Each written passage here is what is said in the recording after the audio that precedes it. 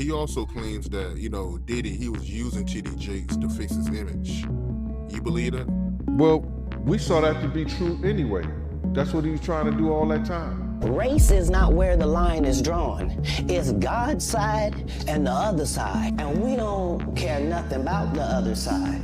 Now, what time would your party start, let's say? Like 9:30. Really? That early? Yeah. I could make that. Yeah. But I could think of you of starting a party at like midnight. Katt Williams just did what nobody in Hollywood was brave enough to do. He named the 7 people who walked away clean while Diddy took the fall. And now, everything 50 Cent warned us about is starting to make sense. All of these big deviants is all catching hell in 2024. It's up for all of them. It don't matter if you Diddy or whoever you is.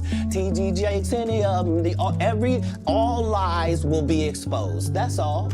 And anyone who takes that the wrong way, know why they take it the wrong way. Katt collected information for decades, watching who moved together, who protected who, and who always seemed to land on their feet when things went left. That's where the 7 names come in. Katt isn't saying these people were background characters. He's saying they were the true mastermind celebrities, with enough influence to shape narratives, redirect blame, and quietly step away. Because in 30 years, I've done nothing but collect information, knowledge, and your secrets. So if you and a man was in a corner doing something you wasn't supposed to be doing, you will tell it. No, somebody come to tell me. Okay. I gather that, I value that, I'll pay for that. Come, tell me. I know so many things I should know, and they all know it. The first celebrity in Katt's list is a man who allegedly started Diddy's career and turned him into the monster we see today. Clive Davis. Clive Davis put Sean Combs in position. That's what Clive Davis does. The amount of Janis Joplin suffered when she wanted to leave Clive Davis management. The amount of Whitney Houston suffered when she was ready to write her book. And then all of the she suffered. My focus right now is Sean Combs because he's a trafficker. Most likely because he was victimized by his mentor, Clive Davis. Rumor has it, allegedly, Diddy got on his knees for Clive Davis in 1994. He got a boss too, and his boss name is Clive Davis. Clive run him. Diddy don't run himself. Gene Deal said the same thing. Clive Davis shaped Diddy and molded him into a criminal. What Diddy is showing is learned behavior. And that's not my doing. That's not Cassie doing. That's his doing and his learned behavior from the people that mentored him. You gotta realize, man, he learned from Andre Harrell. He learned from Russell Simmons. He learned from Clyde Davis. You understand? When those people are telling you that they were heavy into beating women and doing things at that age, at that crazy stage, that's gonna make him think that he could get away with the same thing that they was getting away with back then. You understand? The things that he was saying, the touchy-feely between 2 men and all that stuff like that, man. He learned that from them dudes. When I told y'all the story, when me and my man went up to Russell Simmons, and he had a house, and he had a man in bikini drawers in his bedroom, in his bed. You understand? Bruh, this is that he learned. I'm assuming he learned it from them. Let me put that. And I'm not gonna say alleged because I saw that for my own self. My man was with me, Slick was with me, and we saw that for our own self. We've got the billionaire who allegedly funded Diddy's lifestyle and pulled strings from the shadows. Jay-Z was present at almost every Diddy party and was even implicated legally.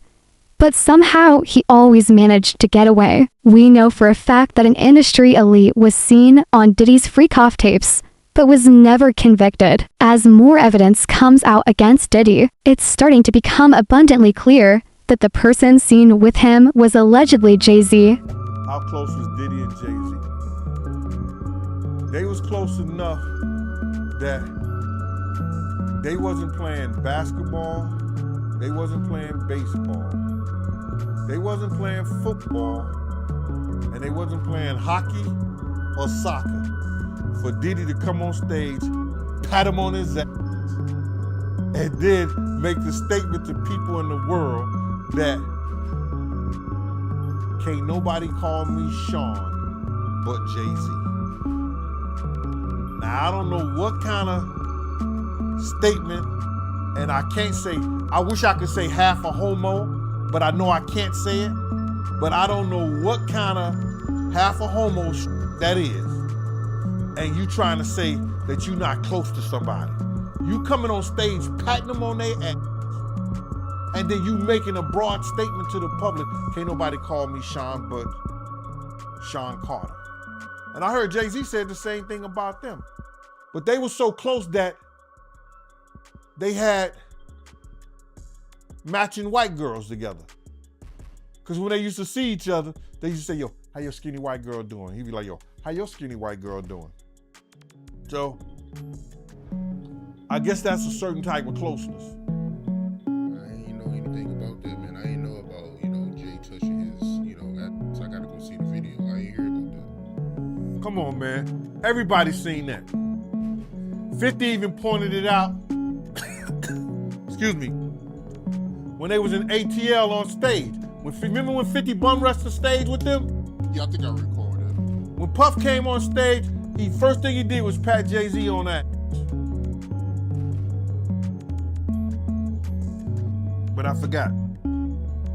That's your favorite rapper. Hey, him and Pac is 1A, 1B. But what's your issue with Jay, man? I didn't know you had an issue with him. I'm never a fan of somebody that I was gonna knock out.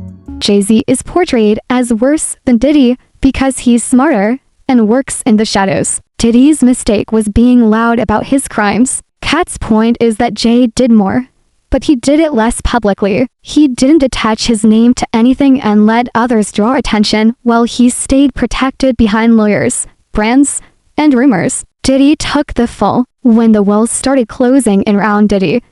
Jay didn't need to explain anything, he simply wasn't there. Motherfuckers be gay in Hollywood, you never expected. They be having these big mansion parties, and the mansion party, the whole mansion is a party, and then it's a separate party in the little rooms. I ain't been famous that goddamn long. I'm excited in a mother be at the mansion party. You be looking at all the goddamn rooms, and you around and look in the wrong room and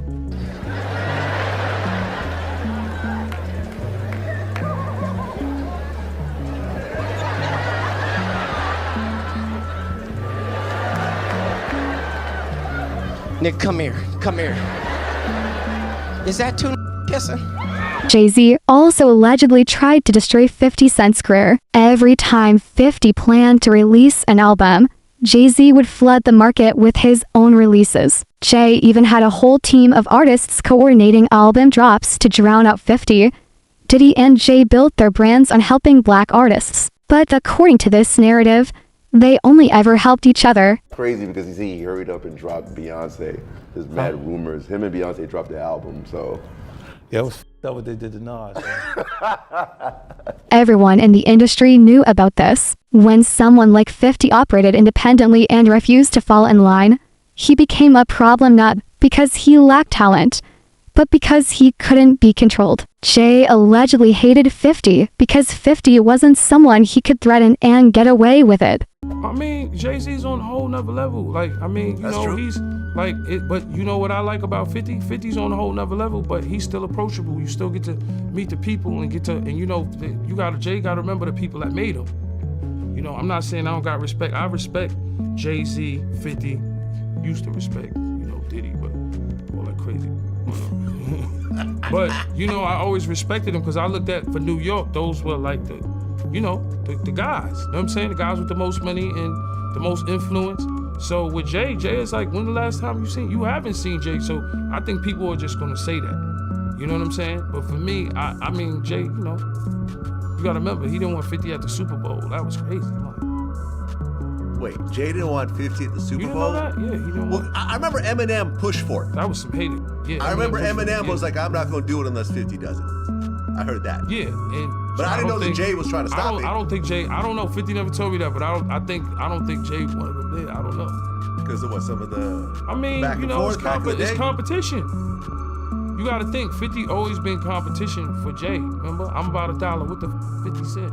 That was a long time ago. That was what 9? What was that? 9? But after that, they did a song together. Remember the whole. Of course, but 50 was always competition for. Then remember Jay said, yo, 50's coming. He told Siegel and them, and Memphis Bleak and all them. Yeah. And come on, 50's like, he's on a whole nother level. You gotta remember, he came after Jay and Rockefeller. G-Unit came, and people might on G-Unit, but with Eminem, Dr. Dre, 50 Cent, nobody has outsold us, bro. Yeah. Nobody has had the effect that we had.